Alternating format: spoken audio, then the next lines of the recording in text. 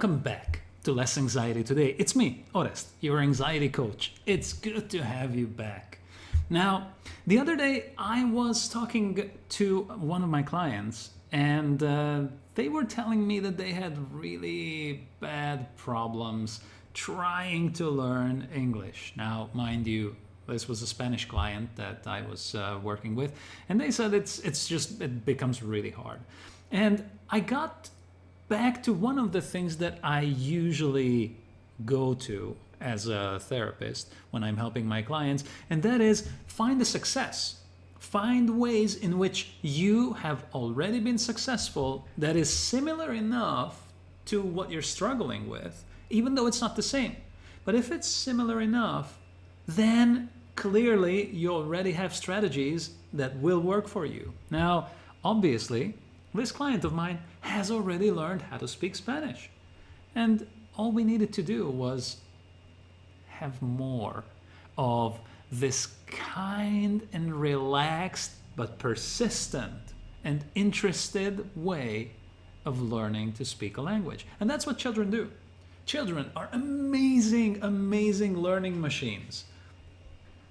I'm sure you've had the experience of knowing children of multilingual families, especially families where one parent speaks one language, another parent speaks another.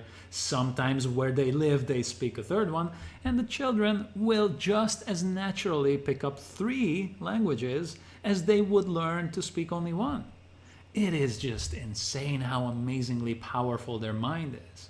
When I used to live in Los Angeles, I knew a family that their kids spoke Hungarian because of the mother, spoke, I don't want to mess this up, but one of the, some kind of Arabic language from the father, learned to speak Spanish because their nanny was Spanish, and of course they spoke English perfectly because they lived in Los Angeles. Easily and naturally speaking 4 languages, 5 years old. And I want you to remember that your brain has the exact same power. In fact, I kind of want you to just even think about something so simple, something so easy that you don't even think about. Walking. Just think about how you learned how to walk.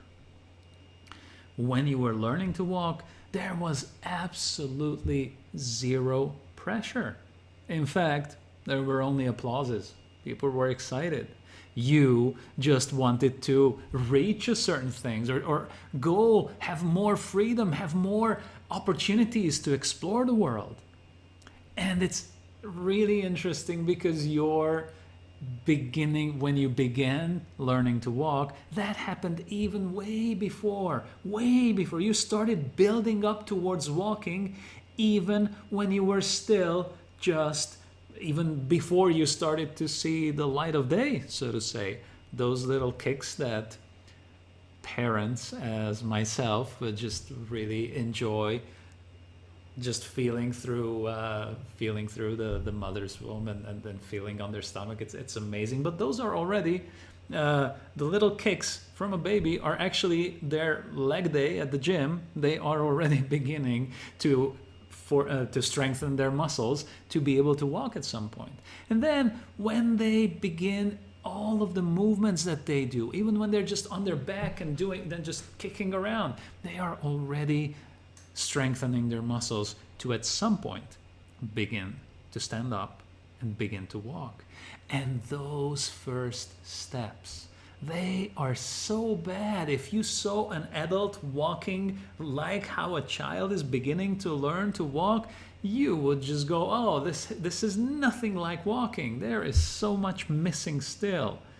But that's okay. A child has no concept of judgment like this. They will not diminish what they're doing. And of course, as adults, we see a child learning to walk and it's, oh, this is so beautiful, oh, so exciting and so nice, until they actually grow up and you have to begin to hurt your back trying to chase them around the room the whole day. But that's not what we're talking about today. So, of course, with children, we do not judge, but when we are adults and we want to learn something new, and we are not doing it right the first time, or even after a week, or maybe after a month of trying, we're still missing parts and we're still messing it up, we do become a lot more judgmental. A child learning to walk has no concept of judgment like this. They just persevere and persevere and try and fall over and fall backwards and drop down and get tired and just give up and don't care about walking for a while, and then the next day they go again. And you did that as well. You have done a lot of this kind of learning where you didn't care about the result. You just wanted the final result, no matter how long it took, no matter how many tries it required, no matter how many times you had to fall down before you got to even what most remotely looks like walking. And you, even when you did take those first steps, there were still years before you would be able to run around like crazy and then chase your friends and play games running around. So there was still more space for improvement. I really wonder, what is something that could really benefit in your life from remembering how you actually learn, and how you do get to do anything with perseverance, repetition, and just getting back up every single time after you fall on your behind. I wish you remember this and you apply that in the project that you are working on, so that you can be successful and feel awesome throughout. Remember your goal, remember the outcome, just don't stress too much about it, and keep trying, keep having your go at it. And I really want to hear your comments about success, or please share with others your success that you achieved after you fell down a number of times and you got back up. And of course, if this little pep talk could be useful for someone, please do share this video. Make sure that you're subscribed. And of course, please do comment and like the video so that YouTube actually shows it to other people. And because you stay till the end, just do a little bit of this and take all the inspiration that you got today. Do a little bit of this and tell yourself, I'm doing good. And you are doing good. Now go have a successful day. Keep going. Have fun, and see you tomorrow.